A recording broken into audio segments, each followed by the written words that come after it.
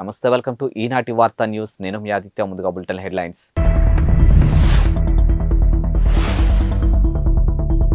అభిమాని చెంప చెల్లుమనిపించిన బంగ్లాదేశ్ క్రికెట్ కెప్టెన్ అల్ హసాన్.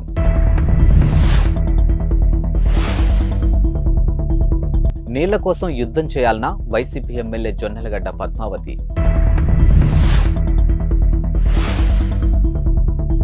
తెలంగాణ లోక్సభ నియోజకవర్గాలకు బీజేపీ ఇన్ఛార్జీల నియామకం జాబితా. తన అభిమానిని చెంప చెల్లుమనిపించిన Bangladesh cricket captain Shakib Al Hasan video social మీడియాలో వైరల్ అవుతోంది. ఈ దేశ పార్లమెంటు ఎన్నికల్లో పోటీ చేసినటువంటి షకీబ్ 1.5 లక్ష ఓట్ల మెజారిటీతో ఘన విజయం సాధించారు. కాగా ఎన్నికల ఫలితాలు వెలువడడానికి కొన్ని గంటల ముందు ఈ వీడియో వెలుగులోకి వచ్చింది. ఎన్నికల పోలింగ్ రోజున ఈ ఘటన జరిగినట్లు తెలిసింది. ఇక పోలింగ్ బూత్ లో ఓటు వేస్తున్నటువంటి షకీబ్ అభిమానులు చుట్టుముట్టారు. ఓ అభిమాని ఆయన్ను వెనక నుంచి పట్టుకునే ప్రయత్నం చేశాడు. ఇక దీంతో సదరు అభిమాని చెంపను షకీబ్ చెల్లుమనిపించాడు. ప్రధాని షేక్ హసీన్ నేతృత్వంలో అధికార అవామీ లీగ్ పార్టీ తరపున షకీబ్ పోటీ చేశారు.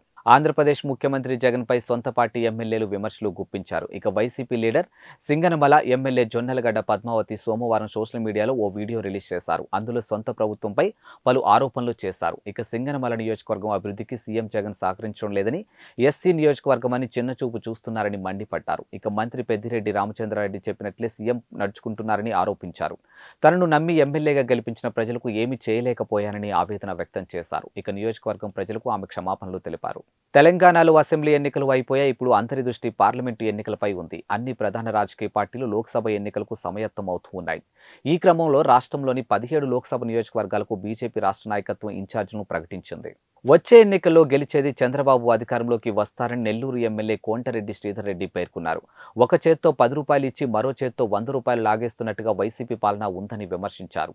నెల్లూరులో నిర్వహించినటువంటి మీడియా సమావేశంలో ఆయన మాట్లాడుతూ వచ్చే ఎన్నికల్లో వైసీపీ గెలిచి మళ్లీ అధికారంలోకి వస్తే వ్యాపారులు బతికే పరిస్థితి ఉండదని అన్నారు. ఇక ఏపీలో కరెంటు షాకులు కొట్టాలంటే కరెంటును పట్టుకోవాల్సిన పని లేదని, జగనన్న కరెంటు బిల్లును పట్టుకుంటే చాలని ఎద్దేవా చేశారు.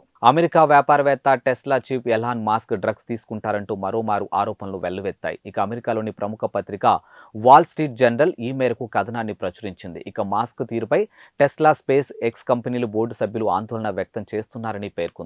వాల్ స్ట్రీట్ జర్నల్ కథనంతో పాటు తన జవాబును మాస్క్ తాజాగా ట్వీట్ చేశారు. తన స్నేహితుడు రోగన్తో కలిసి గతంలో ఒకసారి డ్రగ్స్ సేవించిన విషయం నిజమేనని చెప్పారు. అయితే ఆ తర్వాత తాను డ్రగ్స్ తీసుకోలేదని వివరించారు.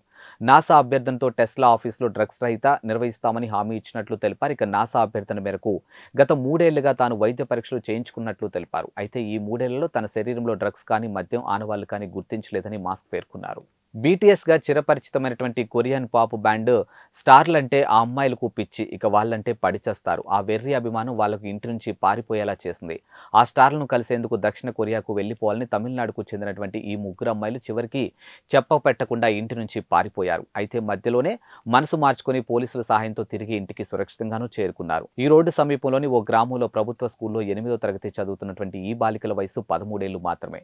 దక్షిణ కొరియా రాజధాని సియోల్లో బీటీఎస్ స్టార్లను కలవాలని నిర్ణయించుకున్న అమ్మాయిలు తొలుత తమిళనాడులోని తుత్తుకుడి, ఆంధ్రప్రదేశ్లోని విశాఖపట్నం ఓడరేవులను తమ ప్రయాణానికి షార్ట్ లిస్ట్ చేశారు. ఇక పాస్పోర్ట్లు సరిపడా డబ్బులు చేతిలో లేకపోయినా చివరికి విశాఖపట్నం నుంచి ఓడలో సౌత్ కొరియా చేరుకోవాలని నిర్ణయించుకున్నారు. ఈ నెల 4న ఈ రోడ్ నుంచి రైలు ద్వారా చెన్నై చేరుకున్నారు. ఇక మరోవైపు పిల్లలు కనిపించకపోవడంతో వారి తల్లిదండ్రులు పోలీసులకు ఫిర్యాదు చేశారు. వెంటనే రంగంలోకి దిగిన పోలీసులు గాలింపులు మొదలుపెట్టారు. ప్రధాని మోదీపై మాల్దీవుల మంత్రులు చేసిన వ్యాఖ్యలపై పెద్ద ఎత్తున దుమారం రేగుతుంది. ఇక తాజాగా ఇండియాలో మాల్దీవుల హై కమిషనర్ ఇబ్రహీం షహీబ్కు భారత విదేశాంగ మంత్రిత్వ శాఖ సమన్లు జారీ చేసింది. ఇక దీంతో ఢిల్లీలోని విదేశ వ్యవహారాల మంత్రిత్వ శాఖ సౌత్ బ్లాక్కు ఆయనకు వెళ్లొచ్చినట్లు సమాచారం. ఇక ప్రధాని మోదీ ఇటీవలే లక్షద్వీప్ను పర్యాటక ధామంగా మారుద్దామని ఆయన సోషల్ మీడియా వేదికగా పిలుపునిచ్చారు. ఇక దీనిపై మాల్దీవుల మంత్రులు వ్యంగ్యంగా స్పందించారు. మోదీని ఇజ్రాయెల్తో తోలుబొమ్మగా ఒక మంత్రి వ్యాఖ్యానించగా మరో 2 భారత్ను కించపరిచే వ్యాఖ్యలు చేశారు. ఈ వ్యాఖ్యలపై భారత్లో తీవ్ర వ్యతిరేకత ఎదురైంది. ఈ క్రమంలో ఆ 3 మంత్రులు అక్కడి ప్రభుత్వం పదవుల నుంచి తప్పించింది.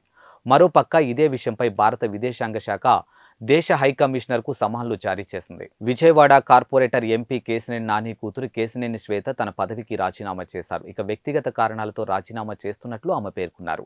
ఈ మేరకు సోమవారం ఉదయం విజయవాడ కార్పొరేషన్కు వెళ్లిన శ్వేత అక్కడ మేయర్ రాయన భాగ్యలక్ష్మిని కలిసి తన రాజీనామా లేఖను సమర్పించారు. ఇక అంతకుముందు విజయవాడ ఎమ్మెల్యే గద్దె రామ్మోహన్ రావును ఇంటికి వెళ్లి ఆయనతో శ్వేత భేటీ అయ్యారు. ఎమ్మెల్యే నివాసం వద్ద మీడియాతో మాట్లాడుతూ వ్యక్తిగత కారణాల వల్లే రాజీనామా చేస్తున్నట్లు తెలిపారు. ఇక ముందుగా ఈ నిర్ణయాన్ని ఎమ్మెల్యే గద్దె రామ్మోహన్ కు తెలియజేసినట్లు ఉద్దేశంతో కలిశానని చెప్పారు. ఇక గద్దె రామ్మోహన్ తమకు ఫ్యామిలీ ఫ్రెండ్ అని తెలిపారు. అయోధ్యలో రాముడి విగ్రహ ప్రాణ ప్రతిష్ఠ నేపథ్యంలో బనారస్ చీరలకు డిమాండ్ పెరిగింది. అది కూడా రామ మందిర థీమ్ ప్రత్యేకంగా డిజైన్ చేసి ఇవ్వాలంటూ మహిళలు ఆర్డర్లు పెడుతూ ఉన్నారు.